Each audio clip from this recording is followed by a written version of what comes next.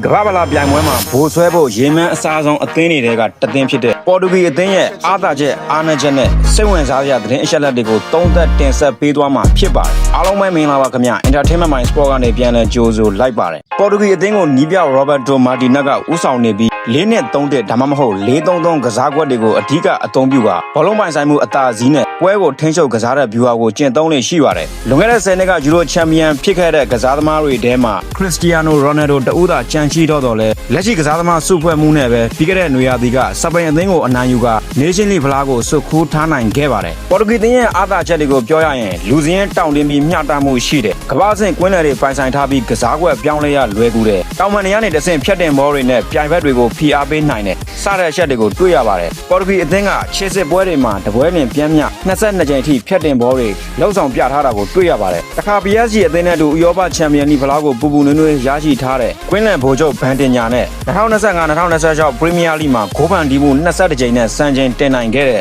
Bruno Fernandes တို့လိုကွင်းလယ်တွေရှိနေတာကလည်းပေါ်တူဂီရဲ့အဓိကအားသာချက်ဖြစ်ပါတယ်အားနည်းချက်တွေကိုထောက်ဆရရင်တော့ခံစင်မှု Rubens Diaz နဲ့တွဲကစားနိုင်တဲ့ဒေါင်းတောင်ကြီးနောက်ခံလူတူလိုနေရလို့ထင်ပါတယ်တခါပြိုင်ဘက်တွေရဲ့ပြစ်ဒဏ်ဘောနဲ့ဖြတ်တင်ဘောတွေကိုကာကွယ်ရမှာအားနည်းတယ်လို့ယူဆမိပါတယ်ဒါ့အပြင်ပေါ်တူဂီအသင်းကပိတ်ကစားတတ်တဲ့ရိုးရာအသင်းတွေနဲ့တွေ့ရင်လည်းရုန်းကန်ရတတ်တာကိုတွေ့ရပါတယ်ပေါ်တူဂီအသင်းတို့ယခုကမ္ဘာဖလားကစိတ်လို့ရှားစရာကောင်းရုံသာမကဝမ်းနဲ့ကြေကွဲပဲအမှတ်တရရည်လည်းရှိနေပါတယ်2025 Nation League ဘောလုံးပွဲအပြီး၄ဘက်အကြာမှာကားအစီအတန်းဖြစ်ကွယ်လွန်သွားခဲ့တဲ့တိုက်စစ်မှုဒီဂိုဂျော်တာကိုဂုဏ်ပြုသောအဖြစ်အသင်းသားတွေက၎င်းရဲ့စိတ်ကိုရင်ဝယ်ပတ်ပြီးကစားကြမှာဖြစ်ပါတယ်အကယ်၍ပေါ်တူဂီအသင်းကအုပ်စုမှာပထမရရှိခဲ့ပါကရှုံးထွက်32သင်းအဆင့်ပွဲစဉ်ကစားရမယ့်နေ့ဟာဂျိုတာကွယ်လွန်ခြင်းရဲ့တစ်နှစ်ပြည့်မြောက်တဲ့နေ့နဲ့တိုက်ဆိုင်နေပါတယ်ဆိုတော့ပေါ်တူဂီကစားသမားတွေအတွက်ဝမ်းနည်းပွဲနေ့တစ်နေ့နဲ့ရင်ဆိုင်ရပွဲရှိနေပါတယ်အသင်းရဲ့ကမ္ဘာဗလာသမိုင်းကြောင်းကိုပြန်ကြည့်ရရင်ပေါ်တူဂီကယခုရာစုနှစ်အတွင်းမှာကျင်းပခဲ့တဲ့ကမ္ဘာဗလာပြိုင်ပွဲတိုင်းကိုရှေ့စစ်ပွဲတွေအောင်မြင်ခဲ့တော်လဲ1966ခုနှစ်နောက်ပိုင်းမှာဆီမီဖိုင်နယ်အဆင့်ကိုတစ်ချိန်သာတက်ရောက်နိုင်ခဲ့တာတွေ့ရပါတယ်အဲ့ဒါကတော့2006ခုနှစ်က